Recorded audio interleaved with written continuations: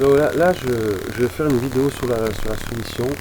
Je crois que les choses sont pas claires chez les chrétiens. Et même les chrétiens vieux, hein, je parle pas des jeunes chrétiens. L'orgueil n'est pas que chez les nouveaux chrétiens. Que dit la Bible? Jésus est clair. Les évangiles nous disent qu'il était soumis en tout. Et que quelque part, il y a une personne à la Bible qui dit que s'il n'avait pas été soumis en tout, Jésus n'aurait pas, son action n'aurait pas été valable. Et c'est parce qu'il a été soumis en tout que par lui on peut avoir le salut. Alors maintenant, la Bible, qu'est-ce qu'elle nous dit? Bon, ce qu'on entend souvent dans les églises, c'est dit souvent, parce qu'on a besoin de règles, peut-être religieuses supérieures peut-être, malheureusement.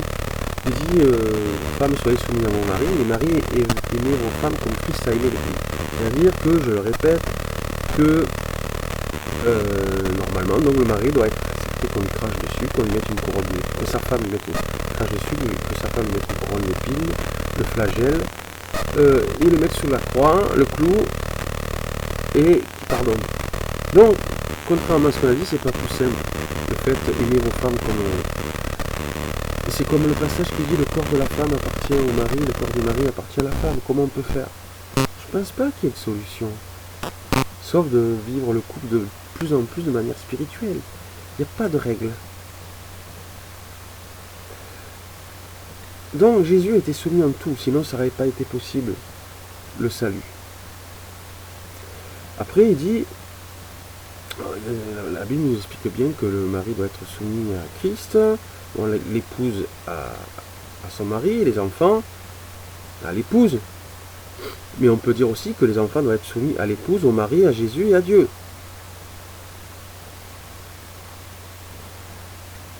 Que l'épouse doit être soumise au mari, à Jésus et à Dieu. Que le mari doit être soumis à Jésus et à Dieu, mais Jésus, lui, ça c'est déjà clair, a été soumis en tout à Dieu. Je rappelle qu'il y a des passages qui est dit où on doit avoir la crainte de Christ. Ça, certains l'ont oublié. Pour le salut, on fait n'importe quoi. Se voir de manière supérieure aux autres. C'est trop tard, il ne faut pas dire le contraire. Même on veut les sauver, au lieu de leur montrer l'exemple. Et alors, faisant croire que ça sera bénéfique pour eux d'être disciples de Christ. Mais malheureusement, peut-être que les exemples, ce n'est pas suffisant de leur dire ça. Mais bon. Alors, après, il y a les autorités, mais là, c'est tout le monde qui doit être soumis aux autorités. La Bible, elle est claire. Mais on va y aller les autorités. Dans les autorités, on voit à un moment donné qu'il y en a un apôtre qui dit il vaut mieux être soumis à Dieu qu'aux hommes. C'est devant une autorité qui dit ça. Oui, mais il le dit devant l'autorité lui-même, il s'engage lui-même, et il n'utilise pas la force. Il accepte d'être emprisonné, qu'on lui fasse ce qu'il veut de son corps. Voilà dans quel sens on doit dire, peut-être une autorité, je préfère être soumis à Dieu qu'aux hommes. Mais pas pour se dédouaner d'un mauvais comportement. Il faut avoir eu un bon comportement depuis un bon nombre d'années ou de longtemps. C'est pas quand tu deviens chrétien, puis maintenant tu te la ramènes en disant l'autorité, je préfère me soumettre, j'ai donné ma vie à Jésus, je préfère me soumettre à Dieu qu'aux hommes. Non. Et puis je te répète, les autorités, tu peux le faire, mais tu leur donnes l'autorisation de faire ce qu'elles veulent, d'utiliser la force. Et si elles utilisent, non, c'est pas que tu donnes l'autorisation de la force. Si elles utilisent la force, tu n'utilises pas la force, toi. Voilà, contexte de dire plutôt obéir à Dieu qu'aux hommes. Parce que sinon, c'est clair, il y a des versets qui disent qu'on doit être soumis aux autorités. Même on dit ministre de Dieu, même s'il est dit qu'ils sont là pour pratiquer la justice. Bon. Donc voilà, je le dis rapidement, mais voilà, donc tu ne dis pas Internet ou quoi, tu lances pas comme ça, il faut mieux obéir à Dieu qu'aux autorités. Non, non, non, non.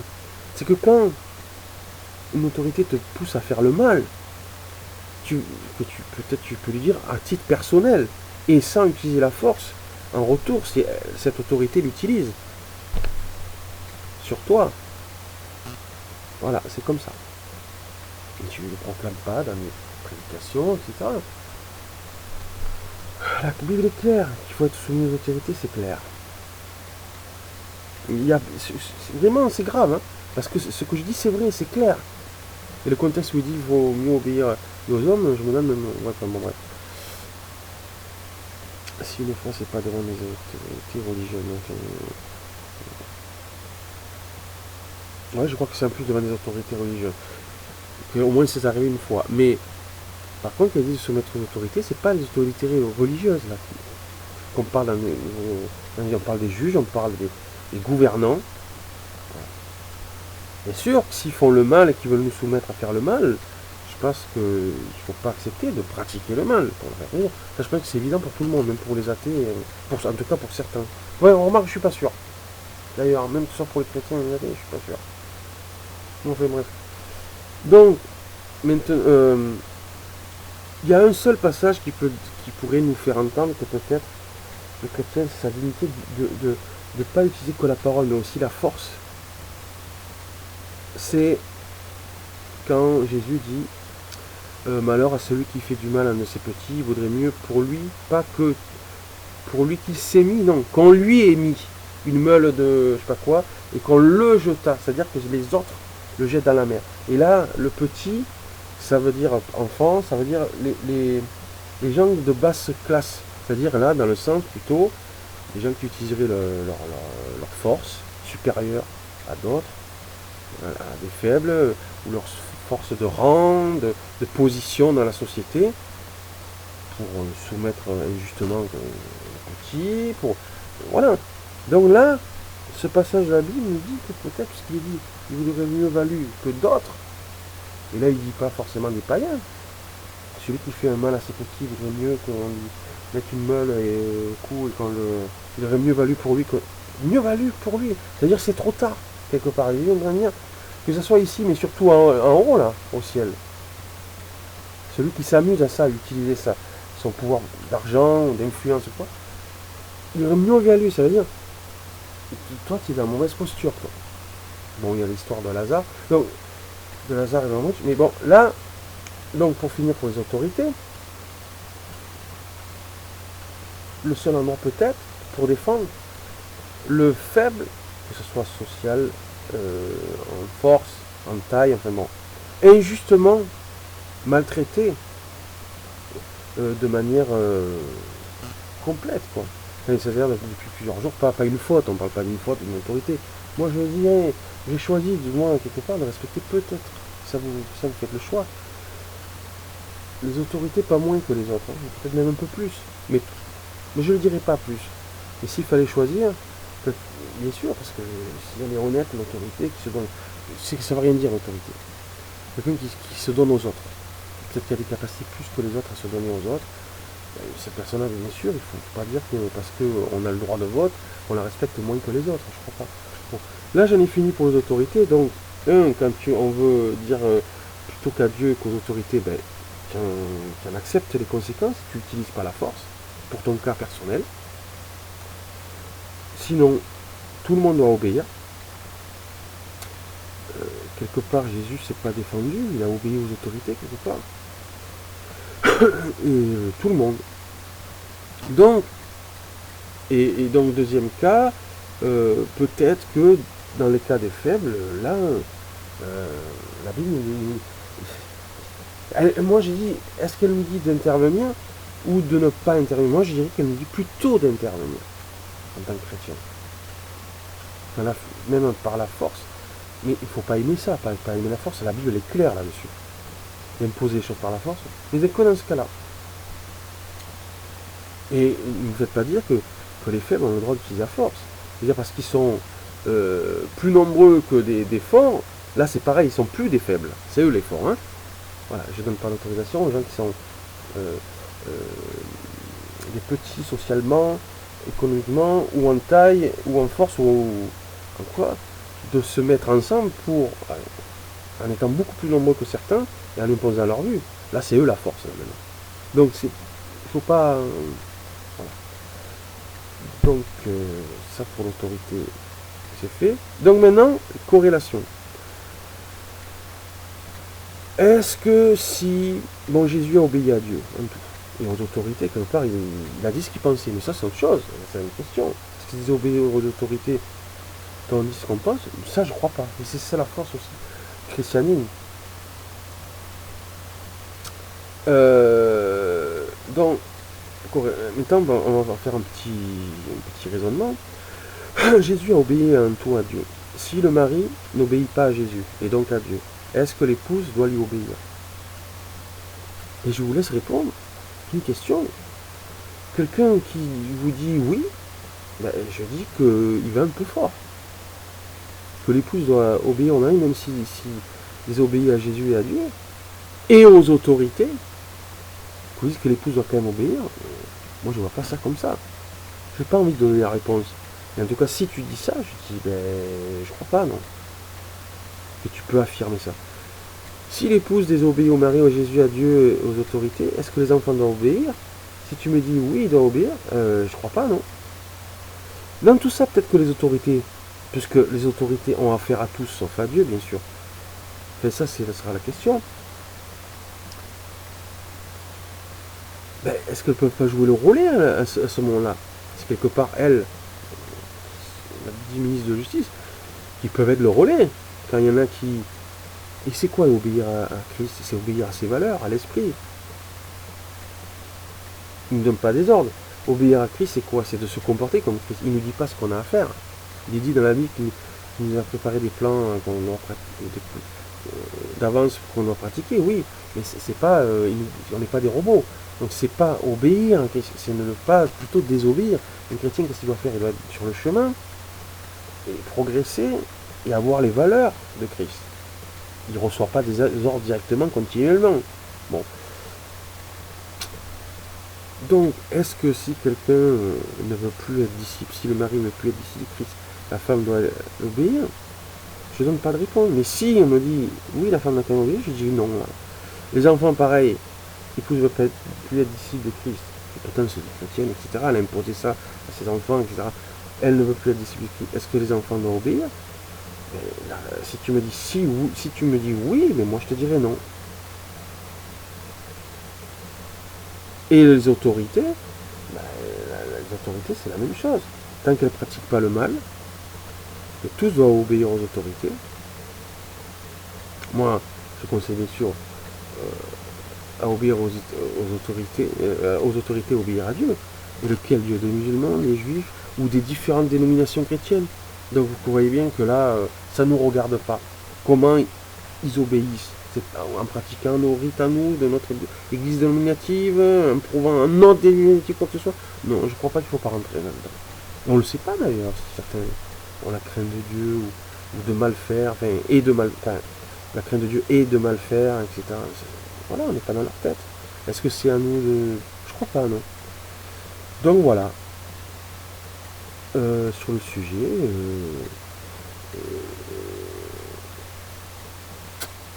il faut être clair. Donc, l'autorité, là, le point d'interrogation doit obéir à Dieu, mais bien sûr que oui, il vaut mieux. Elles seront plus... elles pourront exercer leur sacerdoce et leur sacrifice aux autres de manière plus efficace et solennelle et respectueuse envers Dieu et envers les autres. Mais comment ils peuvent démontrer ça? Ça, je crois pas que c'est à moi à leur dire, ni à vous, ni au mari, ni à l'épouse, ni aux enfants. Mais c'est à nous par contre, de risquer notre vie en disant, si elle nous oblige à faire quelque chose, parce qu'on n'est pas responsable de ce que font les autres. Et on est responsable au minimum, de préférer pratiquer pour sauver sa vie physique le mal, plutôt que de refuser. Voilà. Donc c'est juste pour mettre je rappelle qu'il y a un verset qui dit, parce qu'il y en a qui restent sur l'histoire, j'ai dit tout à l'heure, c'est certainement plus difficile d'aimer sa femme, enfin en tout cas, c'est pas moins difficile d'aimer sa femme comme Christ a aimé l'Église, que d'obéir à son mari. Et ça, je dis surtout au mari.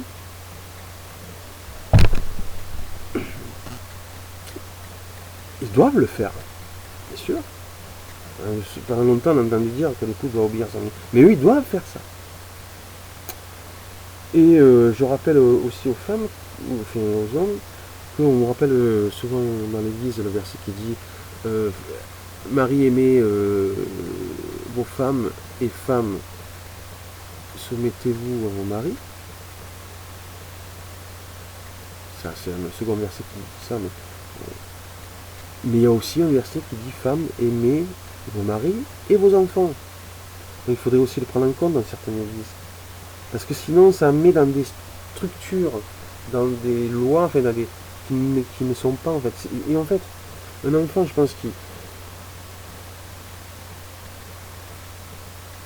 Qu'est-ce que c'est qui m'a fait chercher ça? J'ai compris que c'était pas normal. Cette histoire de dire la femme doit obéir. Et puis, comme si ça a été le cas hein, dans le passé. L'homme était le représentant de Dieu sur terre. Non. Non, non. La femme aussi a la capacité d'amour par l'Esprit de Dieu envers son mari et ses enfants. En tout cas, doit le développer. Il y a un verset qui dit ça, je vais le montrer dans notre vidéo.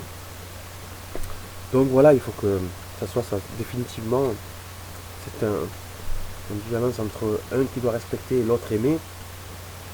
Parce que de toute manière, la femme, après, elle pouvait dire, mais moi, tu me prouves pas, je suis la princesse, que tu me prouves pas assez, que tu m'aimes, hein, finalement, je divorce. Ou je fais voir, je fais la gueule.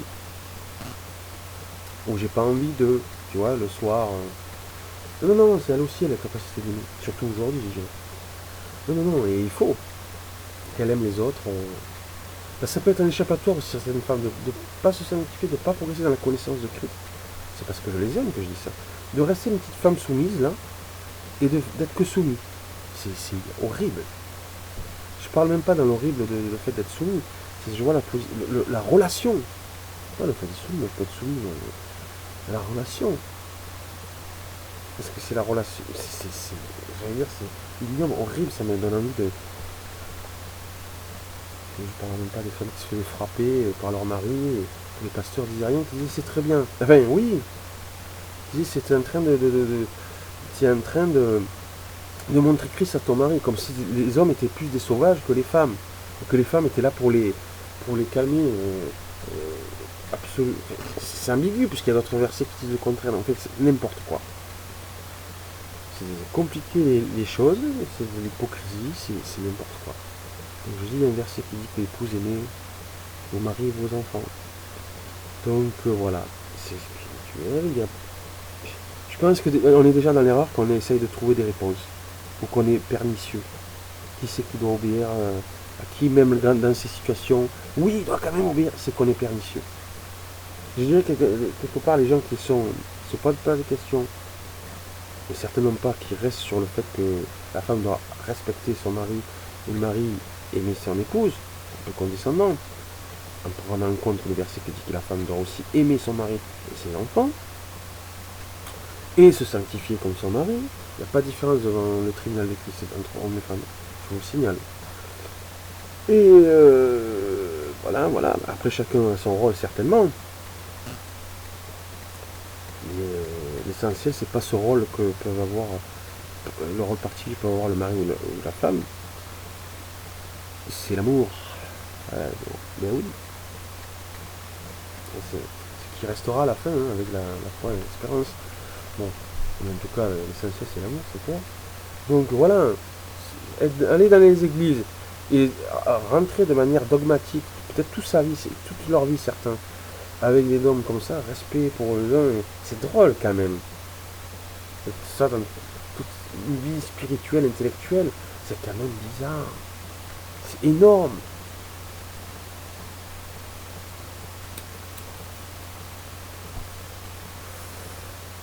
Et on pourrait rajouter que, on le voit dans l'Ancien Testament, le but c'est pas qu'il y ait des autorités sur les gens spirituels, c'est que les gens soient libres, et comme ils ont l'esprit, ils agissent pour le mieux pour tout le monde, comme on dit l'évangile, au lieu de considérer que vos intérêts aussi, considérez aussi l'intérêt des autres, et que après des libérations, les gens décident ensemble. Et là, les autorités, c'est quoi? Les ministères, on voit très bien que c'est une capacité de servir les autres, peut-être un peu plus que les autres, à servir. Donc autorité, finalement pour le chrétien, et surtout dans un pays démocratique, si l'autorité travaille au nom de tous, ben, cette notion-là, si tu n'es pas pervers et tordu, et que tu veux pas imposer, tu as l'habitude d'imposer des choses aux autres, tu n'auras pas envie non plus que l'autorité du monde soumette les autres. Ça ne viendra pas l'idée, tu dis, attends, il essaye de mieux faire, ah, il y a un tel qui a mal fait, ben, l'autorité a essayé de lui faire prendre raison. Le chrétien, c'est très bien, tu ne punis pas d'un coup. Prendre raison, celui qui nous représente, ben, finalement, il a été obligé de l'arrêter par la force, parce qu'il ne voulait pas comprendre. Il n'y a pas besoin d'être violent, on parle d'autorité ou de force. C'est peut-être parce qu'on en a besoin, mais normalement, les chrétiens ne devraient pas en avoir besoin. S'il y en a, c'est que juste de manière pratique. Je parle là, après ce que j'ai dit sur l'autorité, mais normalement, voilà, on n'aurait pas à en avoir besoin. Enfin, on ne devait pas en avoir besoin, ben oui. C'est-à-dire que tu ne devrais pas être fier que d'être représenté par une autorité qui utilise la force. Qui peut utiliser la force. Là, tu es dans le péché, en tant que chrétien. Tu dois être triste, peut-être. Oui, c'est nécessaire pour l'instant qu'il y ait quand même une certaine force possible à l'autorité qui nous représente, dans l'autorité qui nous représente, mais c'est regrettable. Tu n'as pas dans ton cœur, même si tu dis, ah c'est regrettable, mais quand même, oui, mais tu es content. Les mots ne sont pas suffisants dans ton cœur, tu es content quand même qu'elle puisse utiliser la force sur autrui. Et ça, c'est pas normal.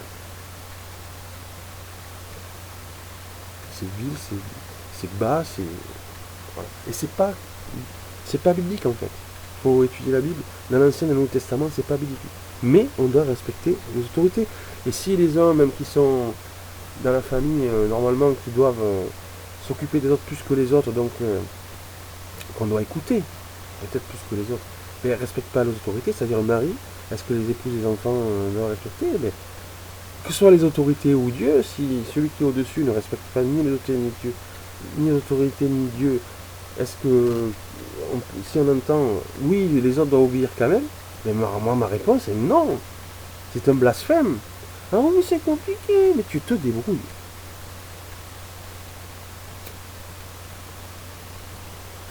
Mais l'essentiel, c'est que tu ne vises pas les gens en erreur pour te venger, ou je sais pas. Ça, des fois, on se demande. Voilà.